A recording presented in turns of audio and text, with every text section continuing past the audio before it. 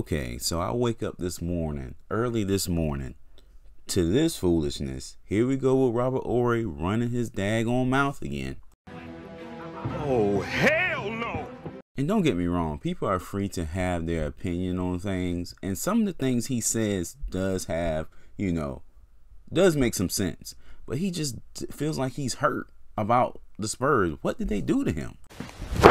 Emotional damage! Because you rarely see him make headlines about talking bad about the Lakers, although they've been sucking, or talking about his beloved Houston Rockets, although they've been sucking for years. You rarely hear him saying that type of stuff, but he always has something to say about the Spurs, man. I'm telling you, bruh, he gonna come to San Antonio or anywhere that there's a Spurs fan, and he's gonna get stunned.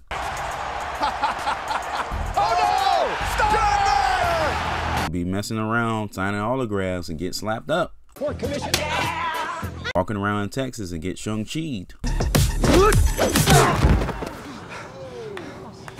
I know what I'm trying to say, man. I wish no harm or hurt or danger to Robert Horry. I'm more joking than serious.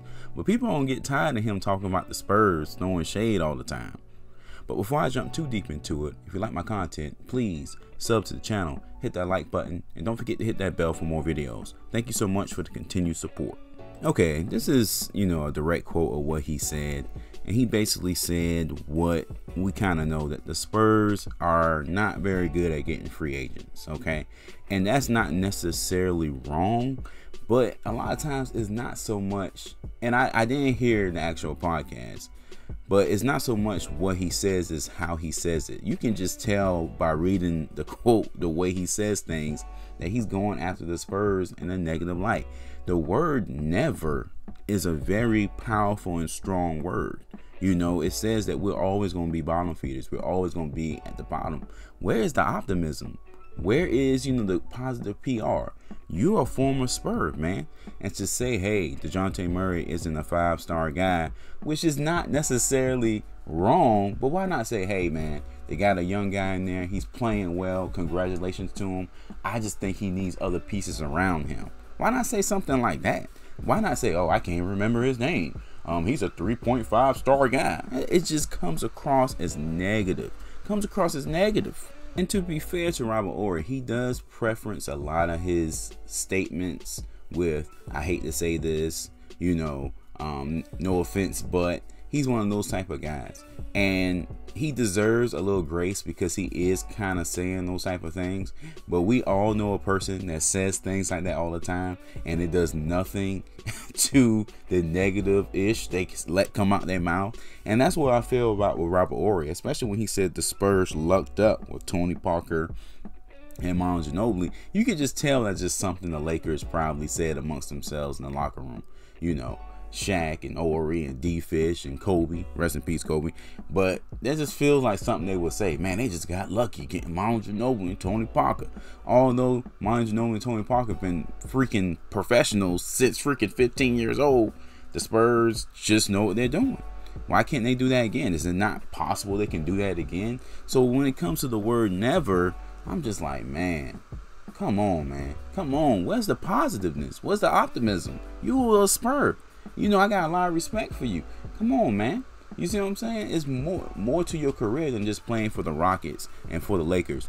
Two teams, like I said before, you have nothing negative to say about, but you always have negative things to say about the Spurs, like little shady things. Now, I want to be honest with y'all, and y'all may not like this, but his comment about Hakeem Olajuwon being better than Tim Duncan, it was factual, man. It was factual, but again, it's just like the way he says things, It's almost like he says things to get views and be in the headlines with his little podcast. And I don't want to say little because, obviously it's bigger than what I got going on. But kind of to promote his podcast, like he's in this mode where he's trying to be like this Stephen A. Smith, tell it how I see it type person. But he's throwing shade at the wrong type of people. That's just my opinion on it. And like I said before, it's just some of the shady things he said. Like, you didn't even know who Dejounte Murray was. Like, you're not keeping up with the sport. You're not keeping up with the Spurs as a former Spur. No mention of Josh Primo and the potential he's showing. The glimpses and flashes he's showing are one of your greatest teammates, Kobe Bryant. Not saying Primo is the next Kobe, but he showed flashes. Also, Keldon Johnson leading the league in 3-point shooting. You see what I'm saying? Making a name for himself on the USA team. These are relevant things that you just skipped over and just say, Spurs never do anything. Spurs will never be relevant. Spurs never get free agents. Never say never. You know, the Warriors built most of their team and their dynasty through the draft. Obviously, it took Horry and the Splash Brothers coming together to connect to push them over the top. But to say never? Never? Nah, man. You hating, man. You hating. At the end of the day, I appreciate the contributions Robert Horry made, and I don't expect him to be 1,000% pro Spur because he wasn't a lifetime Spur. I get some of the things he says does have credence, does have relevance, but I wish he would say them in a more positive way, a more optimistic way, because he comes across as he just bitter about not being on the Spurs, and that's just ridiculous. The fans don't deserve that. Popovich doesn't deserve that. His teammates doesn't deserve that, So I hope our young fellas hear about this and use this as extra motivation to get better. All right, guys, that's it for this one. Let me know in the comment section how you feel about this Horry situation, and I will catch you in the next one. Peace.